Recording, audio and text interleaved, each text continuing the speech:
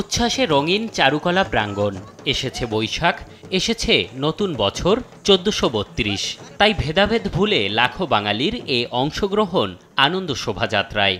বাঙালি জাতির হাজার বছরের ঐতিহ্য, প্রতি বছরই বাঙালি জাতি তার ঐতিহ্যে ফিরে যায়।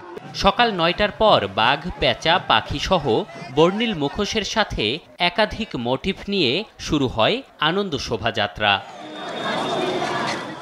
বাংলার বাঘ, রূপালী ইলিশের সঙ্গে শান্তির পায়রা সহ বিভিন্ন মোটিভ ঠাঁই পায় শোভাযাত্রায়। তবে বড় আকর্ষণ ফ্যাসিস্টের মুখাকৃতি। পুড়িয়ে দেয়া মোটিভটিকে রূপ দেয়া হয় নতুন করে।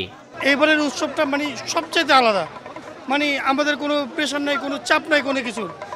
আমরা মন খুলে উৎসবটা উদযাপন করতে পারতেছি ভাই। তো এটা আমাদের কাছে অনেক সৌভাগ্যের ব্যাপার যে এই মিছিলে আমরা অংশগ্রহণ করতে পেরেছি। তো খুবই ভালো লাগতেছে। এখানে নতুন নতুন সাজসজ্জা দেখতে পাচ্ছি, এত মানুষের ভিড়, এত আয়োজন, খুবই ভালো লাগতেছে। বাঙালির উৎসব, ঐতিহ্য আর সংস্কৃতিকে প্রজন্ম থেকে প্রজন্মের মাঝে ছড়িয়ে দিতে শিশু কিশোরদেরও নিয়ে আসেন অনেকে। নতুন পোশাক, ঢাকঢোলের তাল আর বর্ণিল সব আয়োজন উচ্ছ্বাসিত করেছে তাদেরকেও।